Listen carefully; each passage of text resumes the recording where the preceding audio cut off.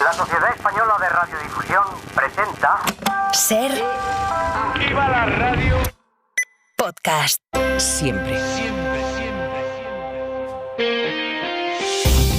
Las 7 de hoy por hoy. Ser Podcast.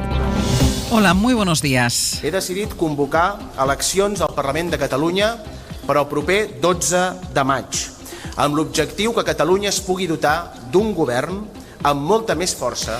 En abril elecciones en Euskadi, en junio las europeas y en mayo, que estaba libre, las catalanas. El portazo de los comunes a los presupuestos ha llevado a Pere Aragonés a adelantar las elecciones en esa comunidad, lo que tendrá un impacto evidente en la política nacional. De entrada deja ya sin presupuestos al gobierno, que renuncia a negociarlos con sus socios, consciente de que en plena campaña sería difícil que se pusieran de acuerdo. De manera que el gobierno saca adelante la amnistía que hoy mismo aprobará el Congreso, pero da por perdidas las cuentas para este curso. A trabajar en los presupuestos de 2025. Es lo que es sensato y es lo que estamos ya empezando a trabajar después de esta vertiginosa realidad. Fue la propia ministra de Hacienda, María Jesús Montero, la que confirmó ayer en la SER, en Hora 25, que trabaja para ver si salen las cuentas de 2025. José Luis Astreola. Hola, buenos días. Montero respondió también a Isabel Díaz Ayuso, que acusa a la Moncloa de estar detrás de la denuncia que la Fiscalía ha presentado contra su novio, el novio de la presidenta de la Comunidad Madrileña, por un supuesto fraude a Hacienda de más de 350.000 euros. Me ha recordado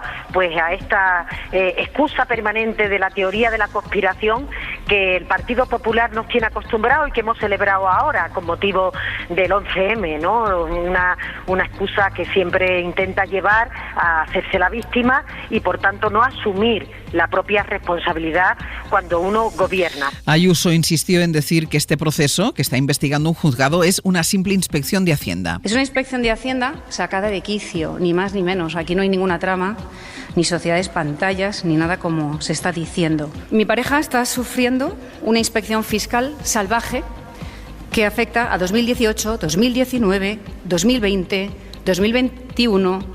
y ahora pretenden que sea el 2022. Sin embargo, es el propio abogado del novio de Ayuso el que desmonta esta tesis. Como les hemos avanzado en la SER, fue ese abogado el que, en nombre de su cliente, envió un correo electrónico a la Fiscalía para proponer un pacto de conformidad. Un pacto, un correo en el que reconoce los hechos, que sí cometió esos delitos y propone pagar. Esto es lo que dice textualmente el correo. Estudiado el asunto y de común acuerdo con Alberto González, les comunico que es voluntad firme de esta parte alcanzar una conformidad penal, reconociendo íntegramente los hechos. Ciertamente se han cometido 2 delitos contra la hacienda pública, así como proceder a resarcir el daño causado pagando íntegramente la cuota e intereses de demora a la agencia tributaria. Esta mañana comparece Ayuso en la Asamblea de Madrid, hay sesión de control, se somete al control de la oposición, que sin duda le va a preguntar por este correo en el que su pareja asumía esos 2 delitos que ella niega. También hoy el Partido Popular llevará al presidente del Gobierno ante la Oficina de Conflicto de Intereses para pedir que lo inhabiliten. Hasta 10 años de inhabilitación pide para Sánchez por la relación que, según los populares,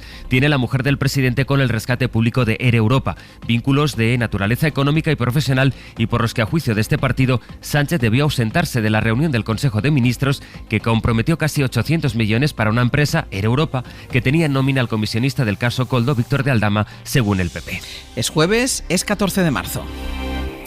Y vamos a seguir ahora con el elemento que condiciona todo el mapa político español, ese adelanto electoral en Cataluña que decide Aragonés, con Puigdemont confiando en estar en la investidura y con el PSC a la espera de poder llegar esta vez a la presidencia. Radio Barcelona, Sergi López, buen día. Hola, buen día. Se puede decir que desde el momento en que Pere Aragonés anunció ayer la convocatoria electoral para el 12 de mayo empezaron a postularse los presidenciables. Salvador Illa, muy bien situado en las encuestas, decía desde el PSC: cuanto antes voten los catalanes, mejor.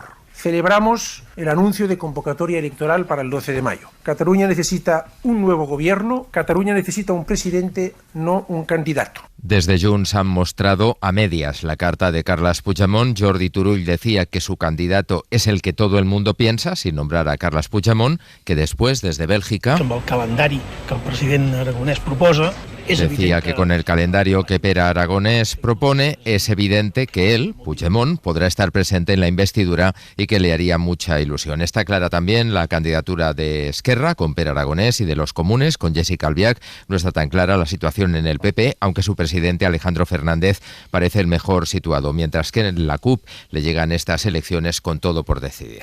Los presupuestos fueron el combustible que desató esta explosión política ayer por la tarde. Esquerra tenía el sí del Partido Socialista, pero Ejecutivo no consiguió convencer a los comunes y esta mañana queremos explicar por qué, dónde estaba teóricamente el escollo. Habrán escuchado que el principal punto de desencuentro era el Hard Rock, pero ¿qué es exactamente el Hard Rock? Gillian Ayala, buenos días. Hola Ángels, muy buenos días. Estamos hablando de un megacomplejo turístico con casinos que desde hace años se está desarrollando en Tarragona. El PSC ve bien el proyecto, pero los comunes no. A Esquerra tampoco le convence mucho, pero asegura que ya es muy tarde para parar el proyecto. Nos cuenta más detalles la jefe de contenidos de la SER en Tarragona, Eva Hidalgo. Hard Rock es un macrocomplejo de ocio y turístico situado al lado de Portaventura. El proyecto nació en 2012, en este tiempo ha cambiado de nombre y de promotores, pero continúa igual, a años luz de poner la primera piedra. Aún está pendiente de aprobación la planificación urbanística, pero para ello son necesarios distintos informes técnicos de la Generalitat que hace meses que tendrían que estar listos. El Gobierno puede recular y paralizarlo por las indemnizaciones millonarias a las que tendría que hacer frente, pero sí que está dilatando los plazos porque así mientras tanto continúa en un cajón. En el territorio están a favor los ayuntamientos, el tejido empresarial y el sector turístico, y en contra una plataforma que es la responsable del revés judicial de hace 5 años. El Tribunal Superior de Justicia de Cataluña paralizó la tramitación y se tuvo que empezar casi de cero. Sus razones son el impacto paisajístico y el gran consumo de agua en plena sequía. Hay otra lectura política que se desprende de este adelanto electoral y es la autoridad o influencia que realmente tiene Yolanda Díaz en Sumar. Esto es lo que sucedió. El Gobierno se queda sin presupuestos este año porque un partido que está dentro de Sumar, que es parte del Gobierno a su vez, decide no aprobar las cuentas en Cataluña. Decía ayer Yolanda Díaz que ella no podía obligar a los comunes a aprobar los presupuestos catalanes, lo decía en los pasillos del Congreso, y lo que estamos viendo es cómo los partidos que están dentro de Sumar están buscando mantener y sobre todo resaltar su autonomía en cada territorio fuera del paraguas de la vicepresidenta. Josué Coello, buenos días. ¿Qué tal? Buenos días. Ni un mes ha pasado desde las elecciones gallegas y desde entonces algo ha cambiado en el ámbito orgánico de Sumar. Tras aquel resultado y ante lo que está por venir, la autonomía de los partidos que están dentro de la formación se ha profundizado y se ha hecho pública. Izquierda Unida, por su papel dentro de la coalición, Más Madrid o Compromís para reivindicar su marca en los territorios, y ahora los comunes, con su rechazo a los presupuestos en Cataluña, han puesto de manifiesto que son ajenos al tutelaje de la vicepresidenta, algo que Yolanda Díaz apoya. No me compete a mí invitar a los comunes, eso es una tarea que tienen los comunes. Sumar es una formación plurinacional, no centralista, y deciden los comunes. La pregunta es si Yolanda Díaz podría haber presionado más para evitar la ruptura de las negociaciones, teniendo en cuenta que los comunes son una pata imprescindible en Sumar. Fuentes de la formación nos dicen que apoyan la decisión en Cataluña ante la negativa de Esquerra y PSC a negociar sus propuestas. Por cierto, que hablando de Esquerra, el enfado que tienen con Sumar es mayúsculo, reconociendo en privado que después de lo de ayer se han roto los puentes entre ambas formaciones. Veremos cómo afecta al final este adelanto electoral en Cataluña a la letra pequeña de los próximos presupuestos que se pueden sacar adelante en España. Entre tanto, lo más inmediato en la crónica económica es la actualización del IPC, de la inflación. A las 9 de la mañana vamos a conocer la confirmación del dato de febrero, cuando en principio se ha moderado la inflación en general, pero no el precio de los alimentos. Jordi Fábrega. Ha sido el precio de la electricidad que en febrero bajó con fuerza, el que según el dato adelantado por el INE hace 2 semanas ha hecho que la inflación bajara en febrero al 2,8%, que es su nivel más bajo desde diciembre. Refuerza esta bajada la idea de que la subida de los precios empieza a acercarse al 2%, que es el límite que los bancos centrales consideran idóneo. Esto está permitiendo que los hogares recuperen poder adquisitivo y que las empresas recuperen competitividad. Esta es la valoración que hacía el ministro de Economía, Carlos Cuerpo, al conocer ese dato adelantado, que también apuntaba que el precio de los alimentos se mantenía estable, es decir, que sigue sin moderar su subida y se refuerzan además como el grupo que más ha incrementado su precio en el último año. También en la agenda del día está la reunión del Ministerio de Sanidad con las comunidades. El departamento de Mónica García va a presentar su plan antitabaco en el que propone prohibir fumar y vapear en determinados espacios comunitarios y sociales al aire libre y en otros privados cuando estén menores presentes. Repasamos las propuestas de ese plan con Mario Laurido.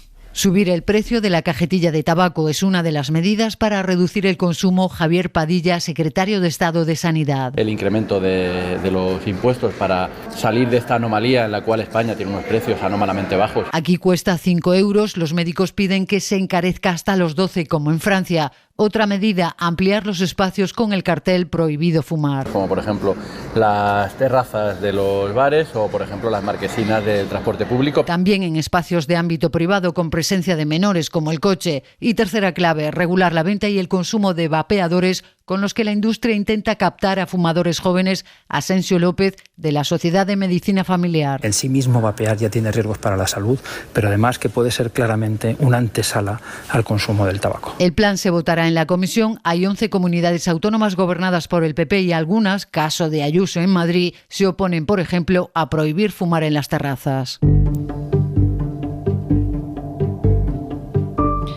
Y en Bruselas, los 27 pactaron ayer un nuevo fondo de apoyo militar a Ucrania, dotado con 5.000 millones de euros este año, una ayuda que Kiev necesita con urgencia ante el bloqueo del paquete de ayuda de Estados Unidos por la oposición de la bancada republicana a Bruselas. Beatriz Ríos, buenos días. Buenos días. Sí, después de meses de bloqueo por parte de Alemania, los gobiernos de la Unión Europea llegaron ayer a un acuerdo para incrementar la ayuda militar a Ucrania. Los 27 pondrán sobre la mesa 5.000 millones de euros extra para reembolsar parcialmente los envíos de armas a Kiev, que necesita desesperadamente munición y armamento para hacer frente a las ofensivas del ejército ruso. El jefe de la diplomacia europea, Josep Borrell, celebró el acuerdo destacando que con esta decisión la UE manda un mensaje claro: apoyarán a Ucrania tanto como sea necesario para asegurarse de que se imponen en el campo de batalla. El acuerdo necesita aún el visto bueno de los ministros de Exteriores, que se reúnen el próximo lunes.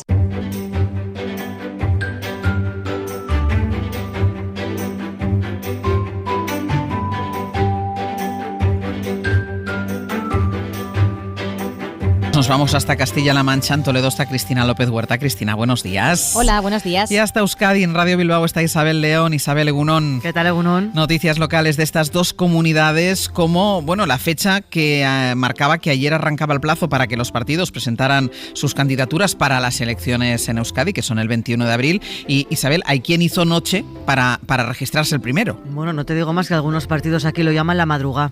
Y en este caso va para 2 madrugas, porque en el caso del PNV han sido 48 horas de cola, evidentemente con relevo, porque hay que aguantar frente a la puerta del Palacio de Justicia, especialmente en el caso de Vitoria, con el frío, hablamos de 0 grados estos días. El caso es que las 48 horas de cola del PNV han batido récord frente a las 26 que esperó EH Bildu en las generales para lo mismo. Y es que, aunque suene paradójico en un mundo y en un tiempo en el que todo se puede hacer vía internet, esto no, precisa presencialidad, y no solo eso, sino que registrarse antes parece que sale a cuenta. El primero que lo hace sale primero en los tacos de voto por correo, en los de las mesas el día de la votación y en la acta de escrutinio de los resultados. O sea, cuando se ponen en las mesas los tacos, el primero es el que se registra primero. Eso es. Y entonces, claro, ¿qué pasa? Que, por ejemplo, en territorios como Álava, de ahí que ahí es donde más se aprieta, ¿no? Sí. Donde los partidos siempre están en un puño y la diferencia entre el primero y el segundo es menor, que la papeleta sea más visible, bueno, pues puede marcar la diferencia. Ah, pues mira, lo que hemos descubierto. Y menos horas de trabajo, Cristina, a cambio de hacer ejercicio físico.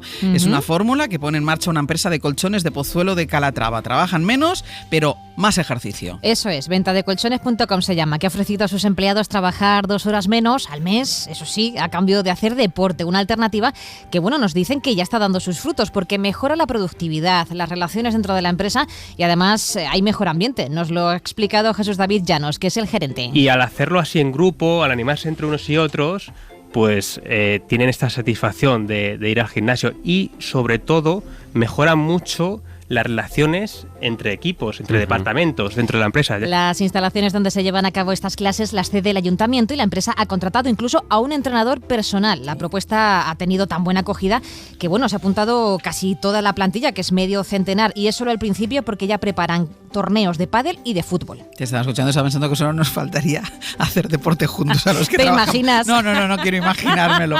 Isabel, un consejo a la vez, que sería algo así como una pedanía, ¿no? Se disuelve por la mala relación que hay entre sus vecinos. Sí, son 14, pero ni por esas. Nos situamos en Guinea, así se llama este concejo, que tiene personalidad jurídica propia y autonomía para ejecutar y prestar algunos servicios. Ahora bien, hay que entenderse para eso, y no es posible. Ramiro González, el diputado general de Álava, nos contaba que en mayo han solicitado ya a la Diputación, y va a ser una realidad, que lo disuelva visto lo visto. Se fundamentaba en las malas relaciones vecinales, en las disputas que existen dentro del concejo, disputas que venían siendo continuadas en el tiempo y que impiden o dificultan de forma grave el gobierno del pueblo, con el consiguiente perjuicio a los vecinos y vecinas respecto a los servicios públicos cuya competencia corresponde a la Junta Administrativa. A veces la autonomía o la independencia, si se es pocos, no es una solución. Exacto, parece que tiene que ser más fácil y no es verdad. Eso es. Isabel, Cristina, hasta luego. Hasta luego. Y vamos ya con nuestra recomendación cultural para empezar el día. Pepa Blanes nos recomienda ver una nueva miniserie. Las sátiras políticas se convirtieron en una moda. VIP, Primer Ministro, In the Loop, pero en los últimos años el tono de las ficciones sobre la política se había vuelto algo más dramático, más solemne, más shakespeariano. Quizá el momento actual requiere una vuelta al humor negro para contar cómo son o cómo aspiran a ser nuestros gobernantes. Proporcionamos combustible y apoyo aéreo para sus guerras en Oriente Próximo. Entregamos cientos de expedientes sobre presuntos ciberterroristas rusos que operan aquí. Renunciamos a China y a su franja y ruta. Dejamos a la CIA administrar centros clandestinos aquí, en nuestro suelo soberano. Esto que escuchas es The Regime, una de las nuevas propuestas de HBO, ahora que se ha quedado sin Succession, su gran baza. Es una sátira política dirigida por Stephen Frears y escrita precisamente por el creador de la serie anterior, en la que Kate Winslet ejerce de dictadora total por encima de sus súbditos y con sus obsesiones narcisistas. Nos decía la actriz que ya está bien que los papeles femeninos solo tengan una cara, que es importante que esto cambie, y vaya si lo hace en esta ficción que parodia los comportamientos megalómanos de los líderes mundiales, al tiempo que ejerce un retrato de las relaciones geopolíticas en el mundo mundial. Para no perderte ningún episodio, síguenos en la aplicación o la web de la SER, Podium Podcast o tu plataforma de audio favorita.